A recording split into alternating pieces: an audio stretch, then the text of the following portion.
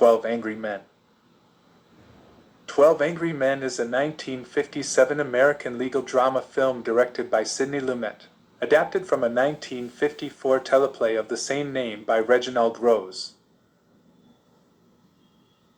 In a New York City courthouse, an 18-year-old boy from a slum is on trial for allegedly stabbing his father to death.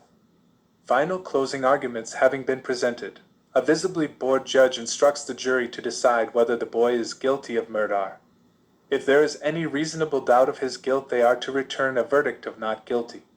The judge further informs them that a guilty verdict will be accompanied by a mandatory death sentence.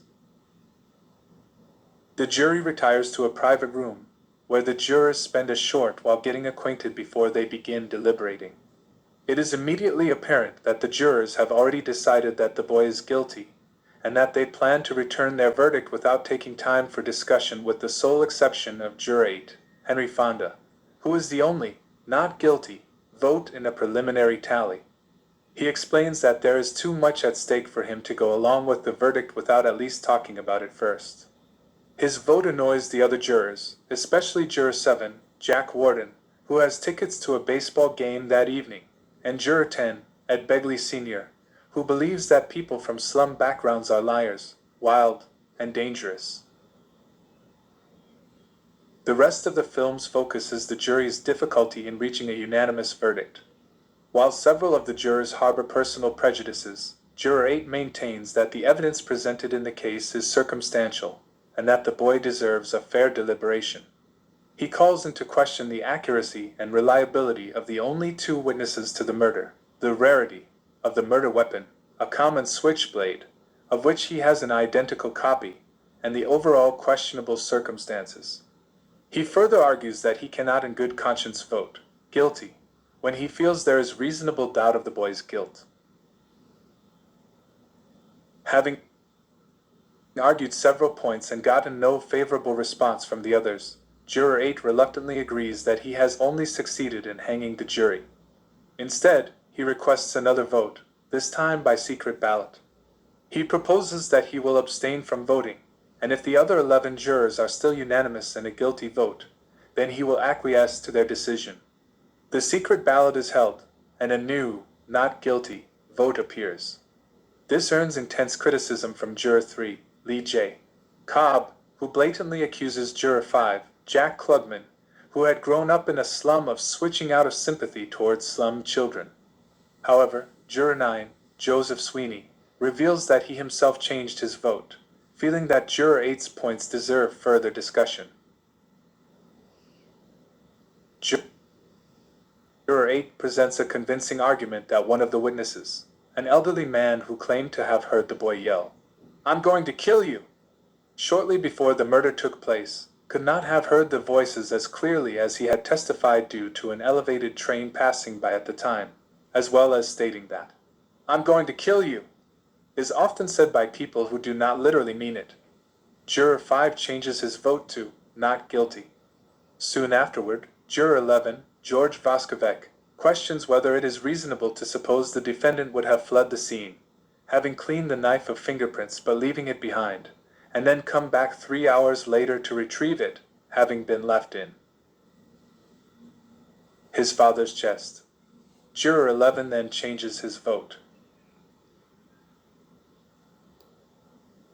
Juror 8 then mentions the man's second claim. Upon hearing the father's body hit the floor, he had run to the door of his apartment and seen the defendant running out of the building from his front door in 15 seconds. Jurors 5, 6, and 8 question whether this is true, as the witness in question had had a stroke, limiting his ability to walk. Upon the end of an experiment, the jury finds that the witness would not have made it to the door in enough time to actually see the killer running out. Juror 8 concludes that, judging from what he claims to have heard earlier, the witness must have merely assumed it was the defendant running. Juror 3, growing more irritated throughout the process, explodes in a rant. "He's got to burn! He's slipping through our fingers!" Juror 8 takes him to task, calling him a self-appointed public avenger and a sadist, saying he wants the defendant to die because of personal desire rather than the facts. Juror 3 shouts, "I'll kill!" him, and starts lunging at Juror 8, but is restrained by Jurors 5 and 7. Juror 8 calmly retorts, "You don't really mean you'll kill me, do you?" proving his previous point. Jurors 2, John Fiedler, and 6, Edward Binns, also decide to vote not guilty, tying the vote at 6-6. Soon after, a rainstorm hits the city, apparently postponing the baseball game for which Juror 7 has tickets, thus allowing him to relax and pay attention with that schedule pressure relieved. Juror 4, E.G. Marshall, continues to state that he does not believe the boy's alibi, which was being at the movies with a few friends at the time of the murder, because the boy could not remember what movie he had seen when questioned by police shortly after the murder. Juror 8 explains that being under emotional stress can make you forget certain things, and tests how well Juror 4 can remember the events of previous days. Juror 4 remembers, with some difficulty, the events of the previous 5 days, and Juror 8 points out that he had not been under emotional stress at that time. Thus there was no reason to think the boy should be able to remember the particulars of the movie that he claimed to have seen. Juror 2 calls into question the prosecution's claim that the accused, who was 5 feet 7 inches tall, was able to inflict the downward stab wound found on his father, who was 6 feet 2 inches. Jurors 3 and 8 conduct an experiment to see if it's possible for a shorter person to stab downward into a taller person.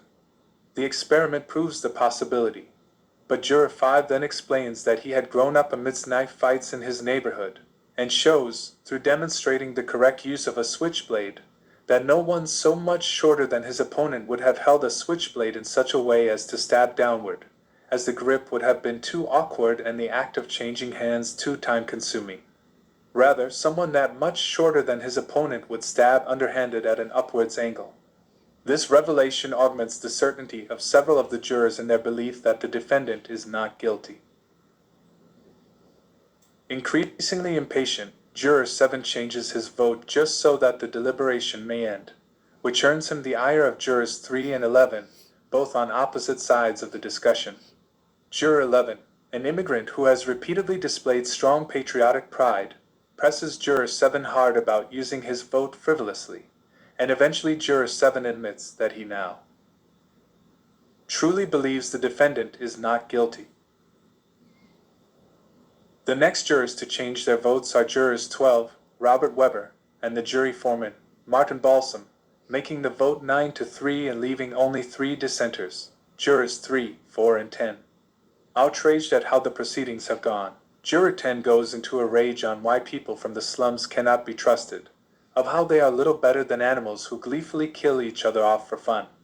His speech offends Juror 5, who turns his back to him, and one by one the rest of the jurors start turning away from him. Confused and disturbed by this reaction to his diatribe, Juror 10 continues in a steadily fading voice and manner, slowing to a stop with, "Listen to me. Listen." Juror 4, the only man still facing him, tersely responds, "I have. Now sit down and don't open your mouth again." As Juror 10 moves to sit in a corner by himself, Juror 8 speaks quietly about the evils of prejudice, and the other jurors slowly resume their seats. Those remaining in favor of a guilty vote are pressed as to why they still maintain that there is no reasonable doubt. Juror 4 states his belief that despite all the other evidence that has been called into question, the fact remains that the woman who saw the murder from her bedroom window across the street, through the passing train, still stands as solid evidence. After he points this out, Juror 12 changes his vote back to guilty, making the vote 8-4. Then Juror 9, after seeing Juror 4 rub his nose, which is being irritated by his eyeglasses, realizes that, like Juror 4, the woman who allegedly saw the murder had impressions in the sides of her nose which she rubbed, indicating that she wore glasses, but did not wear them to court out of vanity. Juror 8 cannily asks Juror 4 if he wears his eyeglasses to sleep, and Juror 4 admits that he does not wear them. Nobody does. Juror 8 explains that there was thus no logical reason to expect that the witness happened to be wearing her glasses while trying to sleep, and he points out that on her own evidence the attack happened so swiftly that she would not have had time to put them on. After he points this out, jurors 12, 10, and 4 all change their vote to not guilty. At this point, the only remaining juror with a guilty vote is Juror 3. Juror 3 gives a long and increasingly tortured string of arguments, ending with, "Rotten kids, you work your life out." This builds on a more emotionally ambivalent earlier revelation that H's relationship with his own son is deeply strained, and his anger over this fact is the main reason that he wants the defendant to be guilty. Juror 3 finally loses his temper and tears up a photo of himself and his son, then suddenly breaks down crying and changes his vote to not guilty, making the vote unanimous. As the jurors leave the room, Juror 8 helps the distraught Juror 3 with his coat in a show of compassion. The film ends when the friendly jurors 8, Mr. Davis, and 9, Mr. McCardle, exchange names, and all of the jurors descend the courthouse steps to return to their individual lives, never to see each other again. Note: there is no indication nor is the question ever answered if the teenage boy really is guilty or not. Instead, the film makes it clear that this is outside of the question if the jurors cannot be certain that he is guilty. If there is any reasonable doubt, they must acquit him.